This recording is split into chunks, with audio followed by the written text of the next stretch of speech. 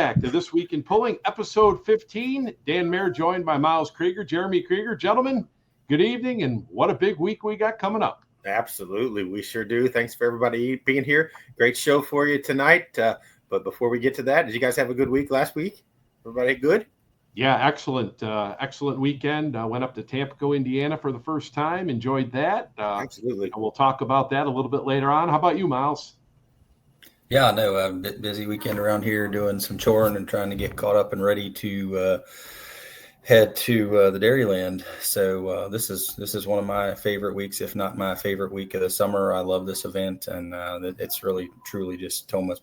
It's just, I'm not going to lie to you, it's one of my favorites, if not my favorite. So excited to get back up there. It's going to be a little warmer than we're probably used to, but we'll see how it goes.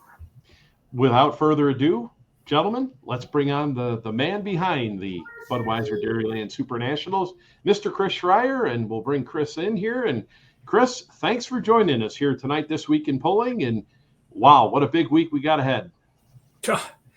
Yeah, a lot of planning goes into this one, and our last couple of weeks have just been nuts. It's more than it ever has been because of the 50th.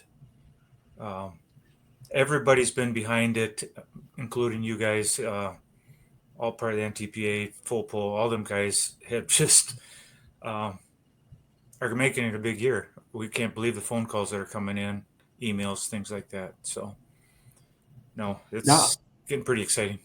Yeah, I mean, for the 50th, heard, rumors of, a lot of past champions are going to be on hand this weekend. And tell us some of the big things that are planned here for the 50th. Well, the Budweiser Clydesdales showed up today. I don't know if you guys saw anything out there, but yeah, pretty excited about that. There's already people been running around in the grounds just wanting to see them, and they haven't been here since '86. Wow. And they're pretty excited about it too. Budweiser is. So that's one of the big things.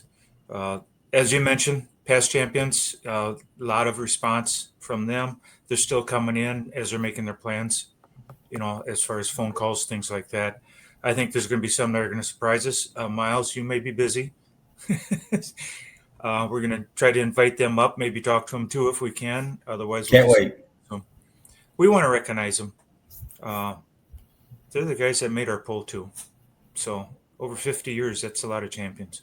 It is. Yeah, absolutely. And, going back through and looking at, a lot of them there, and it's a lot of memories, and, you talk about, Budweiser. How long has Budweiser been involved with the event? I mean, does it go back to the beginning, or? It goes back almost to the beginning. First couple of years was another beer, local Heileman's Old Style out of La Crosse. And then the distributor that handled Old Style had Budweiser too, and they mentioned it to Anheuser-Busch, and they jumped right on it. As fast as we were growing, they wanted to be a part of it, and Budweiser was really growing at that time too. They were big anyway, but back in the 70s, they really took off and became, or stood as the number one beer out there. So it went hand in hand.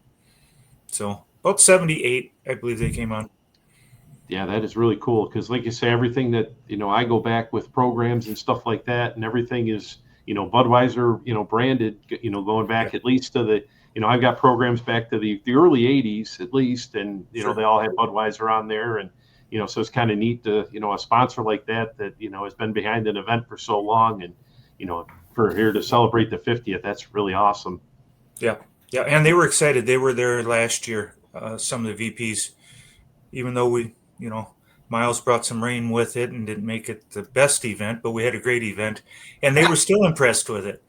So they're the ones that said, we're going to have the horses here next year. So for the 50th. So we've been working on it since then. Well, I think another pretty cool element that you guys introduced last year was to honor your father, obviously, and the cup that we get to present, and it's kind of like a traveling deal from class to class. And this year, a modified winner is going to get to be lucky enough to win that cup. Obviously, you think about your dad's mark that he left on the sport; it was pretty broad and really can't be measured. But certainly on that specific event, And even up to the time of his passing, his hand and fingers have been indelibly imprinted on Toma. On Toma and in the pulling world. Yeah, he was involved. Well, he brought it to the fair board at Toma and started, and he was there up until his last year on our board, giving advice and controlling things. So, not that he was a controller, but man, the guy had advice and forethought on where things should go. Sure. So hopefully we can continue that. Now, Chris, going back to the, you mentioned how he brought it to the fair board. When this whole deal came together in '76, was it did he have the vision of he wanted this to be the biggest pull in Wisconsin and then go from there, or was it like kind of built as we're going to build this thing up to, or what was kind of his vision when he started this whole deal? You didn't know him very well, did you? Well, not really. No, I've just heard stories. Your first comment was he had that vision. It was going to be the biggest and the best in the world, because besides being on the fair board, being a promoter of the state poll there then, and some local polling that started in Norwalk, our hometown there in Wisconsin, along with the dealership he was in and some other things. We went around the nation. We saw, hey, Dad said, we can do this better.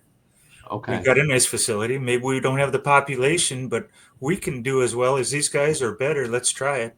And he didn't boast on that a lot, but he knew where we could take Toma, and we did that. A lot of people were involved with that he brought in, and they believed in it too. And just the way it was promoted, we knew it had to succeed, and it just grew so fast in the '70s, and then just kept continuing. So, no, he had a vision. I think he knew where it was going to go. Okay. Yeah, he really did. And, you don't want to boast too much about how Thomas set the standard for some of the events, but I think it helped a lot of promoters to know what to do and how to do it throughout the years.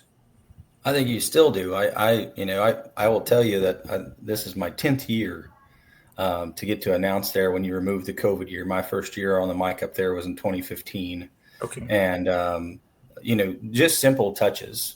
Like the meal for your pullers, the snacks for your pullers, Cranberries, the kids club. I love that. I think that kids club that Rink Seed sponsors and puts on is truly one of the coolest things. But then also, our military appreciation night and some of the different touches that get to be part of the opening ceremony where we recognize a different group.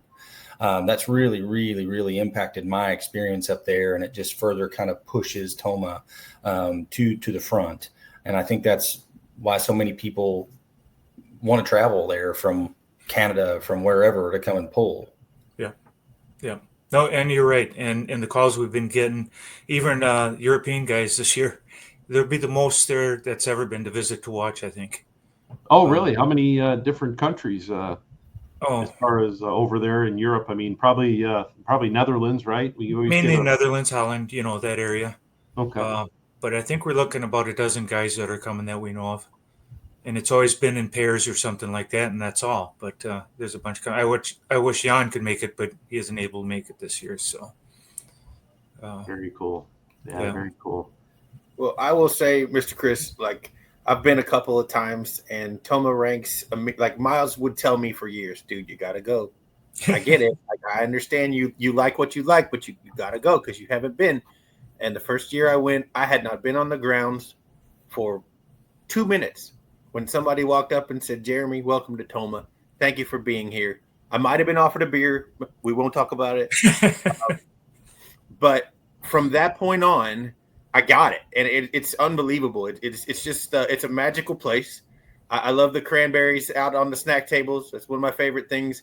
Miles forgot to mention how great the concessions are up there. I mean, I understand, I get it, but I like to eat food too, and you guys got great food up there. I think the pots are unbelievable. Some of the 50-50 numbers we've seen over the years have been crazy, but I just love the atmosphere. It's just great. It's not too rowdy. It's highly competitive. It's family oriented, and it's a wonderful place to be. And Miles told me the first year we went, he's like, it's going to be 91 degrees in the afternoon and 47 at night. And I'm like, no, it's not. You're wrong. He's like, no, bring a hoodie and a coat. And he was right. It was absolutely hotter than Hades in the afternoon. And at the nighttime session, we were all freezing and we were sunburned and windburned. But it was amazing. But I know you're biased because you've seen this for all these years. But do you have a favorite thing about Toma? About Toma? Oh, man. I think it's because of the size of the community and what we can do with that. You know, the community gets together the best they can with the nonprofit groups and things like that. And I appreciate your comments that you were treated that way. But we get that from a lot of people, even the pullers and even some of our sponsors that are there already this week. They say that's the main thing they come back is because of how they're treated there. So, well, that and the fact that you get a parking spot, right, Miles? Sure. That doesn't hurt, but like I think sponsorship retention is something else I would, because I get to work the stage and because I interact with all of the sponsors that are there from the local perspective, there's not a lot of turnover, and the thing is I get in there and I start thinking about, some of these folks that I get to see year by year by year, and I can almost tell you exactly what they do, and I can almost tell you exactly who they're going to have with us on the stage for those interviews, and it makes a big difference for me because of the comfort and familiarity that I have. So, I think the beauty of what you guys are doing is it's not just the return on investment that they may be receiving, but also the idea that they get that full experience. They sit there in that VIP area. They get a cold beer if they want it. They get a water if they want it. And they're catered to and given that sort of awesome experience to sit there in the bleachers and watch. And they get to see some pretty top-notch pulling. For me, when I came up for the first time, and even still to this day, and I think Dan will feel that same way when he arrives. We get to see some equipment that we never see at your event, and that's pretty cool for me to get to watch a vehicle for the first time come down the track. And then when I do see it again somewhere else, I can say, hey, I got to see this one for the first time at Toma, and you can kind of expect that. Which we just came from Farley 2 weeks ago, and had I not announced your event, there are several vehicles I would not have known for that event. Right. No.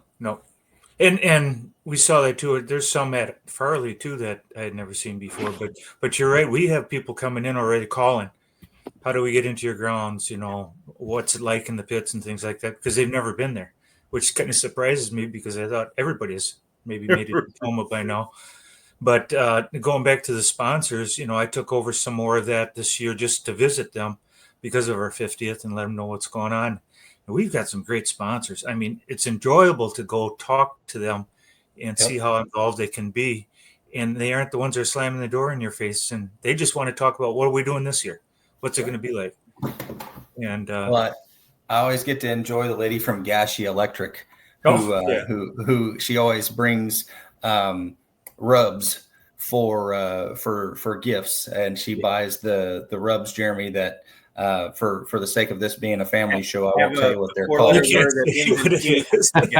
Chicken and bull and all that. There we go.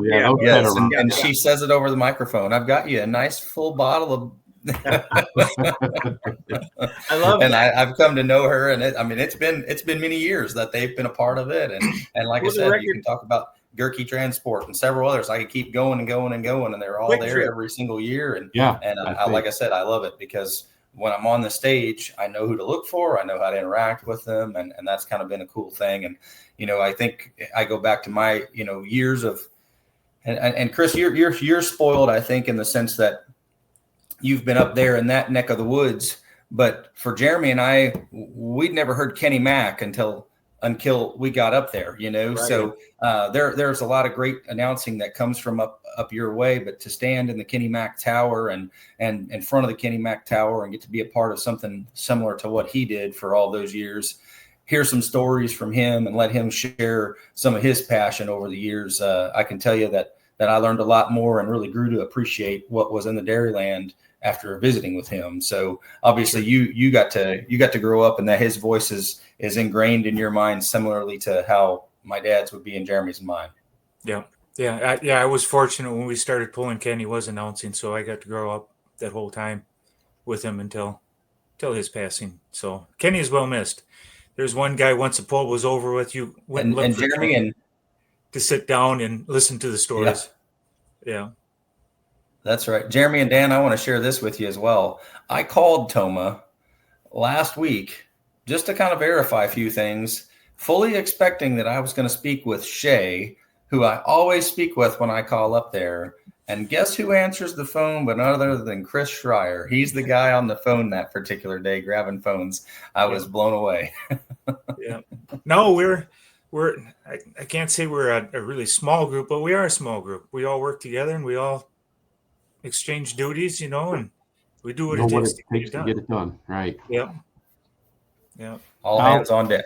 Yep. Chris, one of the things that you look back at at the history of that pool, and it was always an event that always offered every NTPA class over the years. And whose idea was it with the 3 tracks there? You guys tried that for a few years, and that was unique. I mean, I've got plenty of video of that, and you look back on it, and it's pretty unique. I'm sure that was Dad's idea. We got to try this and see how fast we can get these sessions done with these amount of tractors, amount of classes, and he was the one that said, "Yeah, we made a mistake because it was just too confusing for the crowd to follow 3 classes at once." Yeah. Okay. So it all kind of blended together, and nobody knew for sure what was going on. And maybe it was Kenny Mack saying, "Hey, we're moving too fast. I can't do this." Yeah. Kenny and Lloyd. I think Slow Lloyd it down a little bit so you could sell some more beer. That's yeah. You don't want to get done too fast. So, but yeah, that was unique. That was very and like you say, over But it was the years, a claim we can take. Yeah, well, What's I mean, that? you guys have one thing that I always notice is with like the grader, how the grader after every run, hits the track where you'd never see that anywhere else, and then everybody always talks about how great the tracks are in Toma, and that's another thing that you go back and hey, one of the best tracks you're going to pull on all year will be up in Toma. Yep. Well, and they really you got to give Dad that honor too. He taught. I don't know if he taught. They worked together with his brother Dick. Dick was already starting line, and he was the one who built the track, watched it. But together they learned that's what it took to keep that track consistent for everybody in the class and make it competitive. So that's pretty cool. How just certain things that they have done over the years and just continue. And like you say, you talk to any puller and they'll say hey, if you've ever pulled on a track at Toma, you're going to get an excellent track, and no matter what. And they'll and another thing too, they said, if don't worry, if it rains, they're going to do everything in their power to get the show in. So they don't throw in the towel at all. So that's another. The competitors and the fans are there for a reason. We aren't the ones that are going to want to call anything. We'll do everything possible to try to get the show on. So last year you kind of introduced the idea of the tarp as well, right? Yeah, and Dad was always against that. He just didn't believe in that because he thought it make the certain areas of the track inconsistent in that. But if you get the right tarp, the right people working with it, I think we proved that it can be done. And somehow he gave us our blessing for that to do it. And I think it worked out great. We got 4 sessions in on where it could have been a rain out for the weekend. Yep. So no, that was good. We got them. We got our set there again. So we're ready in case we need them this year, but we're hoping not. What else is planned? I know there are a lot of opening ceremony activities. I know that there's a lot of things going, but with it being the 50th, with bringing in the Clydesdales, and some of the former champions, what else is on the docket? Well, the Clydesdales will hitch and be part of the opening ceremonies on Thursday night, the first session, and then we go into Friday with the kids club at 9:00. It goes 9 till the afternoon session starts. There again, Miles, the drivers are there with autographs. There's free T-shirts and food and that for the kids that come in. So that's keeps growing every year. Going into Friday night, salute to the military. While we're doing all this, Miles, we'll work together on this. We want to introduce any of the past champions that are there. We've got kind of a list of who's there and when they're coming. Okay. So that's kind of one of our bigger deals. I really want to honor those guys. Absolutely. Yep. And then Saturday, we just jump into that session. And then Saturday night is the salute to the FFA. That's sponsored by Angry Farmer. old Todd is here, and he really supports that event. He's been kind of a great guy. He really believes in what we do in Toma too. So other things, we've got some entertainment for the crowd as they're coming in or in the stands and things like that. We just want to do some different things to keep people happy, smiling, having a good time, because they're bringing their families and they want to be entertained, not just by the pullers, but other things going around there. And there's so many people that come in that say, this is a reunion for us with other people. They've been coming those guys have been there for 50 years and they're on down, 30 years, things like that. And they all sit in the same spots with their friends from another state. And Yep. It's really a total different experience, I think, than some other events. So, but as far as there's some other things we want to do, the military salute. I think we're going to have some things that are going to happen that maybe haven't happened in the past here, but we don't want to tell everybody yet. We'll see once how it all comes together. Sure. I think it's our announcers that are really going to make the show. I'm going to put a little pressure on you, Miles. No pressure. No pressure. Like when you go to a rodeo and the rodeo just isn't right if the entertainment isn't right. Yeah. No, I get it. I'll be ready. You've always done a great job. I'm just kidding. You've really added a lot to our show since we brought you on 10 years ago, and we appreciate it. Well, it's my honor. Like I said, I enjoy it so much, and it's one of them that I look forward to. And if tomorrow I had to, handpick and start Xing out the ones that I have to not be able to do, this one's at the top that I would be fighting to keep. So I enjoy my trip every year, and one of these years I'm going to get my family to come with me, and we're going to go to the Dells and make it a little trip for that. And then I'll introduce my kids to the playground there at Toma, and they don't even have to watch a tractor go down the track if they don't want. They can just play on the zip line and play on the playground the whole time, and I'll go announce a tractor pull. But I think it's been one of those scenarios that, similar to what Jeremy said, I think since I hit the ground the very first time and pulled in, and I brought my dad with me that very first year. He had never been to Toma, and I got to come up and brought him with me. And from the day we parked to the day we departed, he and I both felt like we were treated with just such respect. And it's been that way since I've been coming. So like I said, I enjoy it. I love it. And whether it's encouraging everybody to go get the chicken fingers at Quick Trip or whatever it is I'm doing, I'm going to put my whole heart into it. And I think that, and so do the pullers. Yeah.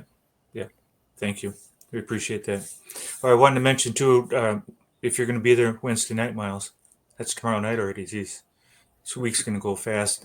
We have the pre-party for the pullers, our sponsors, and the workers and that. And we're going to have a band. We're planning on having in the beer tent for the people that are on the grounds already, the campers, everybody that comes in early. So we want everybody to know that's kind of part of the celebration that first night. It isn't just for the competitors and our workers. It's for everybody that's there already on Wednesday night. So yeah, I won't be in until Thursday, but I'll you dance a little bit for me, Chris, and maybe we get Doc out there. Yeah, to start that up a little bit. Yeah. Well, so I can. No, and there's a lot of them in already. Yeah. I've seen some videos already of people on the grounds and sort of settling in and getting ready for competition this weekend. I want to ask you a question, Mr. Chris. Has it always been the Thursday format? Like, has Thursday always been the first session since the beginning? No. It was always, we went into Sunday and Sunday night, so we didn't start till Friday afternoon. Okay. That changed probably about in the 90s. We added the Thursday night session and dropped the Sunday night because people wanted to get back home, travel back home, and things like that. Well, I think it works great. I always wondered if that was something you guys came up with, or if it was, because I know Bowling Green does it now too, but I think you did it first, and I think it's great. I really appreciate the opportunity to get up Sunday morning and roll to the house. Yep. No, it started back when we started looking at how many campers, when they were rolling in, when people were booking their rooms in town, in the city and that, and we thought, well, they're all in town already on Thursday. Why don't we just start Thursday night and then they can go home early? Makes sense. Yeah. I learned, my first few years there, we had the Sunday session still. So it was 6 sessions of pulling and pretty busy, pretty hectic. But there was one particular night we pulled until about 3:30 in the morning or 4 o'clock in the morning. And that wake up call to be back for the Sunday session, and then the drive home was a pretty that was a pretty long day. I'm not gonna lie to you. Yeah. No, that was a long night that night. Yeah, I remember that too. We rolled a super farm at about 3:30 in the morning or 3 o'clock in the morning after a rain delay, and it was cold. I was wearing Jared Nelson's fire suit coat because I was freezing to death. And it was funny. You went out and talked to the vendors and that sold clothing. Every sweatshirt in the vendors, everything was sold out that night, and people stuck around. I mean, they went and bought. We're going back up in the stands. We aren't going to miss anything. No, it was perfect. The crowd was reactive the whole time. Yeah. No. Yeah, that's pretty awesome. Now, Chris, did you as far as people pre-ordering tickets and stuff? Did you notice for the 50th here that things were above normal than what you've seen for the past events? Well, not like we thought they would, but we got a lot of new calls. That was the thing. It was, I think the regulars were buying all theirs, but there's a lot of new calls questioning the event and how to get tickets and things like that. Okay. I think we're going to see a lot more. It's too bad, but Toma's got the reputation of maybe getting some rain that week. we got 8 inches the other night. Other day, yesterday already, and that's pretty much all gone. There's some flooding in some areas, but the grounds have really, it's really rolled off pretty good. The track looks great. I can't believe how well with all that rain that it sheds it that well, and the pit area, the roads and all that all look good. Good. So very and good. You got, I think I wait till the last minute, but we've always been, and I'm going to say this bit, people question it, but we've always been an event. If we get a rain out session, we honor that ticket for the next session. We don't say, well, we got, no rebate or new refund policy, things like that, but we want them to see a show if we can. Yep. So. Well, that's awesome. So are you expecting rain this season? Well, you talk to the weathermen. I'm not expecting rain, but you talk to the weathermen and they're saying, yes, we're looking at some, but if we can get through Thursday, we'll have a great weekend. Okay. According to them. For sure. Well, Chris, we thank you for, spending a little bit of time with us here tonight. We know you're a busy guy and this is like full go here for you, but just wanted to, catch you for a couple minutes here, and we do appreciate your time here. And, we'll see everybody here this weekend, but, thanks for coming on and joining us here tonight. No, thank you for asking me in. No, it's really great to talk to you again. And who's coming up? All of you? No, I'll be there. I don't get to make the trip this year, unfortunately. Oh, sorry, Jeremy. but maybe next year. Jeremy loses out. I heard Dan was coming, we know Miles will be there, so. Yeah, we'll be. Maybe next year we'll be there, hopefully. Well, yeah, I'm sure we'll be doing it again next year, so we'll save you a spot. See you back for 51, right? For 51. So, yeah. Well, thanks again, Chris. We'll let you get back to work. We know this is probably full bore. You're probably not going to get much sleep tonight, but we'll see you later this week, and we hope everything goes well. And let's get this 50th underway. Okay. Appreciate it, guys. Right. Thanks a lot, Chris. Yep. Thank you. Thanks, Chris. Thanks, Chris. All right. So there you go. Chris Schreier joining us here tonight from the 50th annual Toma, Wisconsin. Started back in 1976. A great event. And, man, we got some big 50s coming up this year. Chapel Hill's celebrating their 50th, and now Toma. And it's starting to make you feel old. Absolutely. It sure will. And, but for those of us who don't get to go, we'll catch the action with you on Full Pull Live. So, like I say, I'd love to be there, but I'm going to actually be down the road away in Glasgow, Kentucky this weekend doing some announcing. So I will keep the cell phone tuned to goings on in Toma for sure. Yeah, a lot. We'll have all the sessions will be on Full Pull Live, as well as the Outlaw events this weekend. They're going to be down in Whitewright, Texas. Yeah, they'll be returning to Whitewright, and then they've got another one, Manila, Iowa, I believe, on Saturday night as well. So all that'll be on Full Pull Live as well, with their coverage from the Outlaws, and lots of great pulling this weekend. And we talked about last weekend what was going on, and the NTPA Grand National was off last week, but myself, I made my way up to Tampico, Indiana, and Right. what an event! I've Yes. heard the stories. We've went through everything, and yes, very impressed with the. They had quite a bit of rain up there earlier before their event there, and had indulged in some fish sandwiches, and that was a great event up there. They had the PPL 2-wheel drives. The Champions Tour was up there running, and I think right around 15, 16 trucks each night, and a good show there. They had the hot farms with the Midwest region was there, as well as the 3.0 diesel trucks, and you know how those trucks are around that area. There's quite a posse of them that make their way around there. So yeah, that was a really good show they had up there, and very, very impressed with how everything's laid out, and with the trailers, and everybody comes.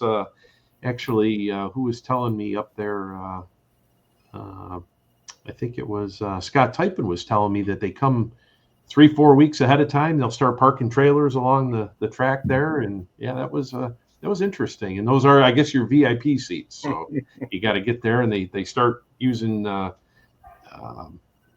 police tape to mark everything off and where everybody's going to sit. So yeah, it's kind of a cool atmosphere, and glad I was able to make it up there. So that was a pretty neat deal. Absolutely. And did you have desserts too, or did you just have the fish? Oh yes, I got a piece of blueberry pie. I brought some pie home here for the family. So yeah, it was there was only 42 different varieties of pie. So I had I had to make some big decisions there. But yeah, it was impressive how they had it laid out. I mean, to go get the fish, and they got all the bags marked with 2, 3, 4, 5, how many you wanted, and they throw them in the bag, and what a setup. Yeah, it was pretty cool. Dan, the first time I took my son, who's now 18, he was probably 12. And he decided to sit up there in the tower with me. I was announcing at that time. And as they would go on, they would just bring you bags of fish. And I would go to get a piece, and it would be gone. Like the whole bag would be gone. And later on in the evening, another bag would show up, and I'd be like, it's gone. So this probably happened 2 or 3 times. The show's over. We get in the car. I kid you not, there are 30 pieces of fish in the car. Because Bradley just took the bags and just put them in the car. And when he got in the car, he was like, that fish is good. I'm going to take it home and freeze it. I'm like, Bradley, we don't need that much fish. But he ate every stinking one of them, and he loves it to this day. I had asked them up there one time, see if I could figure out who their distributor was so that I could just buy some of that fish and try to fry it up for him one time, in the Lenten season or something. But I never could figure out where it all came from. But man, that kid loves Tampico fish more than and he doesn't eat a lot anyway. So to find him something that he's that crazy about is few and far between. But I got to ask, I saw photographs of you behind the wheel of a 2-wheel drive. No, I was just towing it up to the staging lanes. That was all we were doing. You were in the seat. I was in the seat. Supporting the sponsor too. Yes. Yeah. Oh, yeah. You had an old latte in your hand. Yeah, well, that was the official beverage up there of Tampico. I was not working, so I was clearly a spectator or absolutely. a crew member. So, no judgment here. No judgment. It was. I saw you behind the wheel, and I just figured I'd ask to see if perhaps there were any tutorials or maybe any things that were explained to you about buttons to push or things to do in case down the road at some point there might be a pass on that 2-wheeler in your future. Was just looking at the comfort of where the pedals were and where the throttle was, and checking out the lumbar in the Kirky pretty comfortable. Pretty comfortable in there. So yeah, it's we'll it was pretty comfortable. So I'm gonna go with Andy won. Andy won. Yeah, as a crew chief. It's his first time as a crew chief. Now, did you actually fire the motor, or did Bean do that? No, Bean did that. Actually, Chad Mayhill was helping out. So Chad was behind the wheel there when fired it up, and made sure everything was okay, and on the fire up. And let me just tell you about Bean in Tampico. I would have to say that next the year mayor. he is going to have to set up a table or something because he is a celebrity up there. That Yeah, is- oh yeah. Yes, he is. I'm sure. He's the mayor. I mean, everybody and anybody, hey, and yeah, I told him, you got to just set up a table. Everybody will come up and visit you. But yeah, that's his hometown there. So he had a great time. And yeah, it was a lot of fun. I really enjoyed that. That was, it was kind of nice not having to prep for anything. And of course, here we go. We got to go prep again for Toma this week as we got another, 250 or so vehicles to get ready. But yeah, it was a lot of fun. How about you were down KTPA last week? Right? Yeah, I did my debut with KTPA. I want to say thanks to Mr. Brandon and Miss Amanda Cox for the opportunity to do some shows for them this summer. But we were in Lawrenceburg, Kentucky at the Anderson County Fair, had 5 classes on the evening, light limited supers, super mod 4s, super mod 2s, the 4,300 pound mini trucks that you love so well. And then they had a street diesel class that had 30 competitors in it. And we only broke 1 drive shaft, I think. Ah, okay. But it was fun. And then this weekend I head to Glasgow area, Temple Hill, Kentucky for a 2-night stand there. And I wanted to tell you both that as I understand it, the Old Tennessean will be in competition this weekend up there. So I will give you a full report on that piece of it. The original Tennessee. The original Tennessean will be on the grounds and entering in the Pro Stock 4-wheel drive ranks this weekend. Awesome. That's really cool. Yeah, I can't wait to see pictures of it. See how it looks.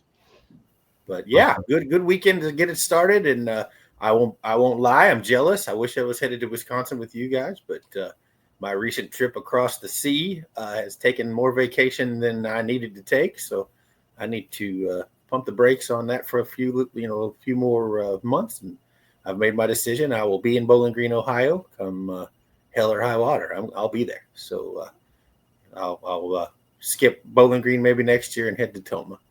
But I'm jealous, but I know I can watch you guys and experience it just as you are up there this weekend. And I hope you have good weather, and I hope that Mother Nature is kind with regard to the fluctuations of temperatures, because I've never experienced anything like that.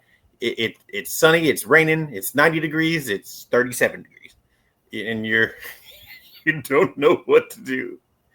But and I know we didn't talk about Mr. Chris. Didn't talk to Mr. Chris about it. I wanted to be a very adult oriented. It's a family show, but I hope, Dan, that you get to try some schmuckety while you're up there. Oh, I've had schmuckety before. I was introduced to schmuckety. I took him to schmuckety at BG. Okay, good. 4 years ago, I think it was, we had our first thing of schmuckety. And actually, when we were up at Hutch, the boys actually said they didn't have any schmuckety on hand. They're like, "Oh, we didn't bring any with us." So what? Yeah, that was. Well, that's a national outrage. I just remember very vividly, Dan, standing with Miles, drinking red Solo cups of this, not really know what it was, and then Miles is like, "Hey, we better slow down." Yeah, We've had 3 or 4 glasses already, and like, oh, okay. Yeah, then I asked them what was in it, and they told me. I'm like, oh, okay, we better. And for those of you who haven't, it's not like having Busch lattes, that's for sure. They gotta watch those. It's black cherry Windsor whiskey and Sundrop is that's what they call schmuckety up there. And love. And love. A lot of love. And you have to know how to make it, and I don't. And crushed ice. You have to have crushed ice too. Crushed ice, yes. That's what makes it the best. So I hope you guys will have a tilt one back for me and share a schmuckety for me up there, because boy, that stuff's pretty good.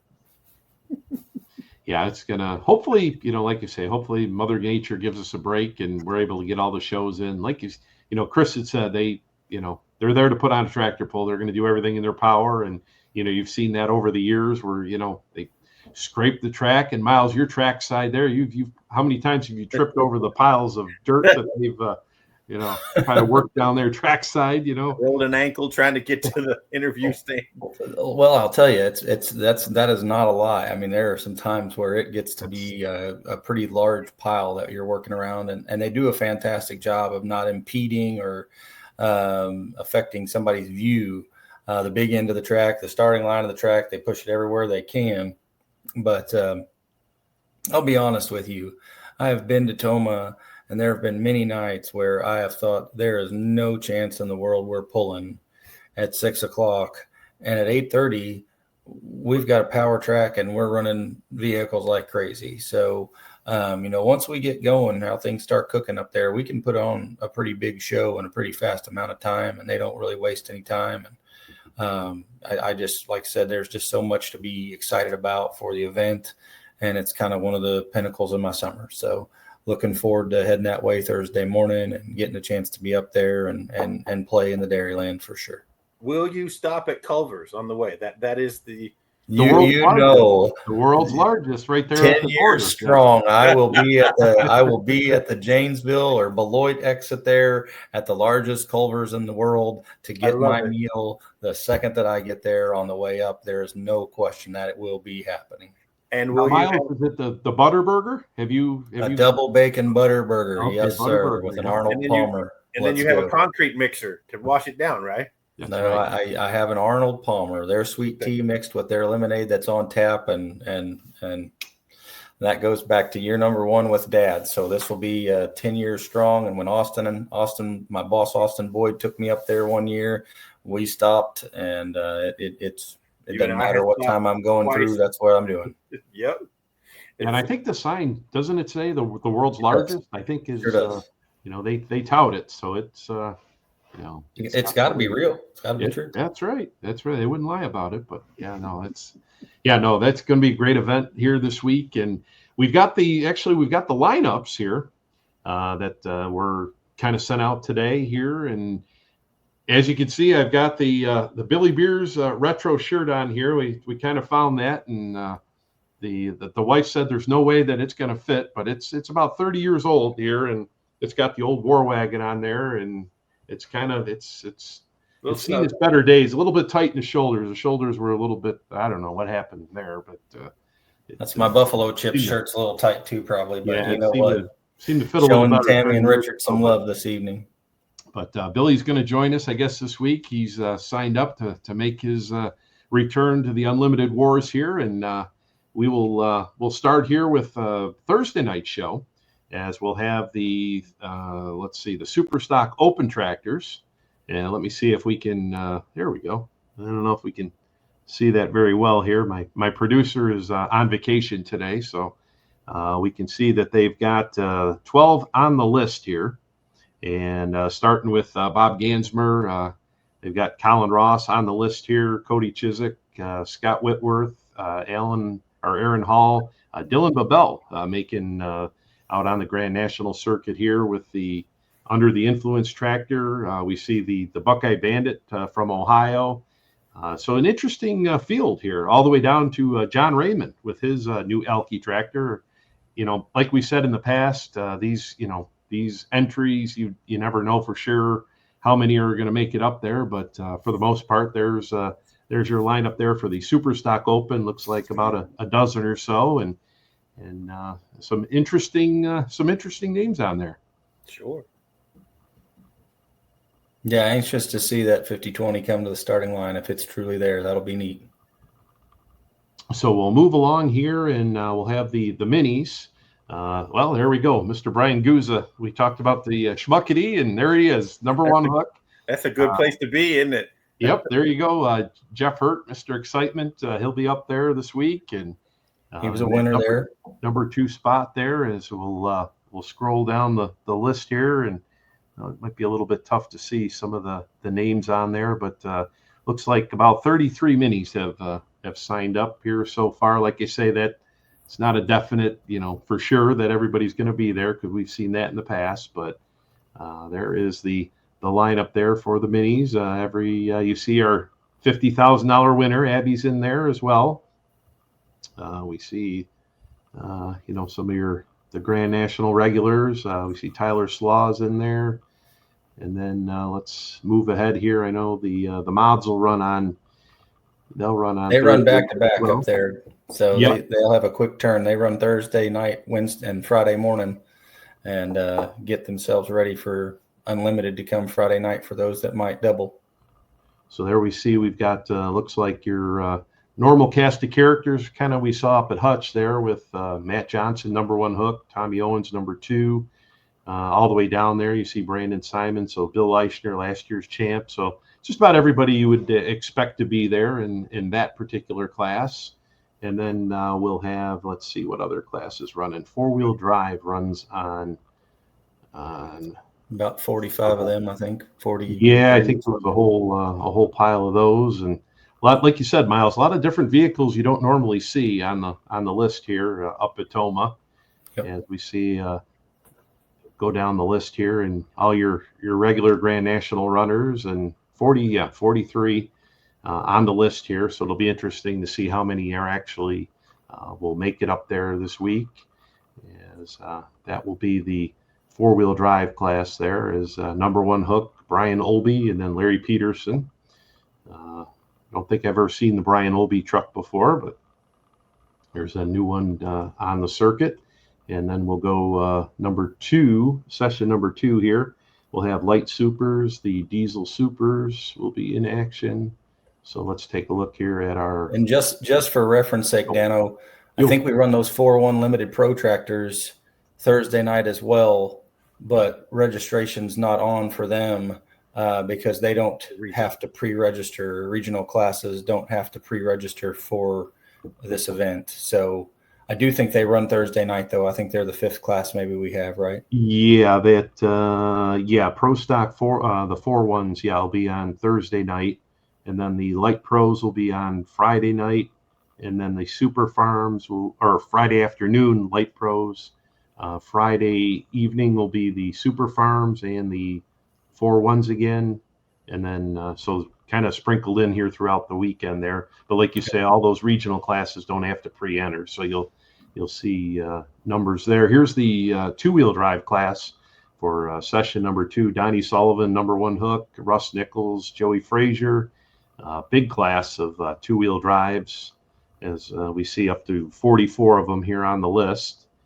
And let's see here, looks to be some different vehicles on there. I see the Hunters on there out of Manitoba, Canada. So that'll be interesting if what the deal is there is. We'll see some of the others on the list there. I know it's kind of a little tough to see them there, but there's the lineup there for the 2-wheel drives. And let's see, we should have super stock diesels as well. And we'll take a look at that lineup as well. There we see. Now there's 18 on the list here, but like you say, the Blagrave tractor is still en route, coming back from overseas. So I would not imagine, I think there was a few others on the list that are not going to be there as well. So, but there's. Well, it's the first 1, 2, they were injured at some point. Yeah, Esden and then Meisinger, I guess, is almost got that tractor back together there. They had some damage up in Hutch, and we see, we've got the Campbell tractor there. We've got Kyle Holland on the list. The Rackner tractor was the big winner up there at Hutch, and Adam Bauer, of course, he on the list there as well. And then all the way down to Mike Schultz with the Remedy down there in 18th. So it'll be a good field of them. Just like you say, how many will be in attendance? That'll be interesting to see. As we'll take a look here, what other classes do we? Let's take a look at Pro Stocks. They'll be session 3, and it'll be on Friday night. Now, these lists will be on fullpull.us. Go to the website there, and you can see all the lineups for, the coming events. Here's the Pro Stock lineup for Friday night. We see Jason Miller, Craig Wildman, and Ryan Coates, the first 3 tractors signed up there. And looks to be a lot of the Badger State tractors in there as well, included in the lineup here. Looks like a total of 31 that have entered. But we'll see, how many are actually in attendance once again. But you could see once again, your Grand National runners. And we see Mike Connie, Kevin Schmucker. Now, I talked to Danny up at Farley a couple weeks ago, and he had said they weren't sure if they were going to make it up there or not to Toma, so they were going to play it by ear. But so it'll be interesting. We see John Link on the list, and a lot of the, like we say, the Badger State tractors. So that'll be pretty interesting. And then let's see here. We've got the Super Stock Diesel 4-wheel drives are on the lineup here. There's looks like a lineup of 16 of those. Once again, all depends, who's on the list there is going to make it. We know Todd Dugan, as Chris had mentioned, one of their big sponsors. So Todd will be up there, and looks like all the Grand National runners up there, Craig Dickey and Nick Gillette. So I bet we're close to that. I honestly think that list, I think of the folks on there, I think we'll have nearly all of them. Shane Kellogg, unless somebody broke at Farley and isn't back together or something like that. Now, Macon is running them this week. PPL is running this week, returning to Macon, Missouri, and they've got the Super Stock Diesel trucks on their docket as well. So we'll see how many make it to Toma, how many make it there, to Macon. So it'll really be on that particular list. The question marks on those would be Keith and Van really would be the two that I would say you circle that potentially don't come. Because Keith, literally that's almost his backyard, He's going to stay in Missouri, I would bet. Yeah. So, and like you say with Van, depending on what they feel, which direction they want to go. So it'll be interesting to see what happens there. Let's see. We've got, we take a look. We've got the semis, light mods, and unlimiteds. Let's take a look at those classes there. Let's see. We've got the, there's the semis. There we've got 8 listed there for the semis, led by R.J. Simon, Ryan DeBrew, and Doug Miller, the guy that purchased a couple trucks, the General Stupidity, the Jeffries family out of New York. He bought that one, and he also has the Elathorpe truck as well. And that's that 74 Kenworth down there, Pete Miller. So we saw that up in Hutchison there. And then we'll take a look here at our light mod class, as we'll have 12 on the list here that have signed up. And, interesting, the number 1 hook, Dave Richardson, with his new tractor, the tag team. They've got Wayne Sullivan, number 2, Les Corporal, number 3, Todd Feiss, and R.J. Simon, your first 5 tractors there. And we have talked about that, guys, over the, how many times about this class is going to be the class, I think, to watch this year, and see how everything goes with this class. So we've seen it on the Outlaws, and they've, put on some really good shows. And it'll be interesting how things go on the NTPA side here, as, we see Johnny Payne in there, and he came on strong late last year. Let's take a look here at the unlimited class. And there he is, Billy Beers, number 1 hook. And there we go with the War Wagon, Steve Bunnage, Dave Richardson. He'll have his new tractor out there, new modern machine tractor. Let's see, we got Wayne Purser on the list. Nathan Fry, Super Farm guy. He's bringing out Chuck Knapp's tractor there. Screaming D. Yeah, the Totally Fried, the name on that one. And we see, of course, the Benedict Criswell team. They'll have their third unlimited, as they've stepped up the Making Sense to the unlimited class this year. So it should be a really interesting unlimited class here for 2025. 13's like a perfect number for that class too. So I love that. Yeah, plus or minus, like you say, you get a dozen or so of those tractors, and they'll put on a great show, and hopefully they'll all be able to make it throughout the summer. And let's see if there's any other classes that we've kind of missed out here. I think we've kind of hit everybody, I think. Just kind of take once again, you can take a look at the full lineup. You can study them over at the website, fullpull.us. And just go up and hit the lineups tab up on top, and it'll bring it down, and we just go through here and pick Toma, and we'll pick the class. Light Supers, we haven't looked, I don't think, yet. And let's go to session 5, and you can see here for instance, session 5 Light Supers, looks like we got 17 signed up. Brian Schrammick, Cody Chiswick, Bryce Pickler. There's a tractor that loves that Toma dirt. Yep. Tied for number 2 all time in light super wins up there. So Mark Kelsey, he'll be up there. Let's see. We've got the Mr. Yuck tractor back again. Brian Bowles, Alter Ego. So we'll see, if all the tractors make it up there. But yeah, it looks like it's going to be a great weekend there. Of course, the Mike Chiswick tractors there with Terry and Cody driving them, and returning Grand National champion, Mr. Whitworth. It's going to be some great battles that are going to kick off here this week. Yes, sir. It's going to be exciting. So that'll be coming up here, and so once again, go to fullpull.us to see all the lineups, and those are the from the NTPA. There is everybody that has registered, and a lot of them get the pre-entry with the Galaxy Tour. I think that's how that works with a lot of those, but yeah, there we go. That's basically who we can expect to see here this weekend, and it's just going to keep ramping up here as we get closer and closer as the week winds down here. Looking forward to it. I hope you guys have the greatest time. Enjoy Toma, and keep us informed, and we'll miss you guys, but I hope you have the best time at the 50th Budweiser Dairyland Grand National Tractor Pull there. It's a magical place. Yeah, lots of great action this weekend. Tomah, Wisconsin, all on Full Pull Live. You have Whitewright, Texas, Friday and Saturday night, and then Manila, Iowa will also be on the weekend schedule as well. So lots of great pulling. I know I went back. Did you guys go back and look at? I looked at that Cambridge, Illinois event.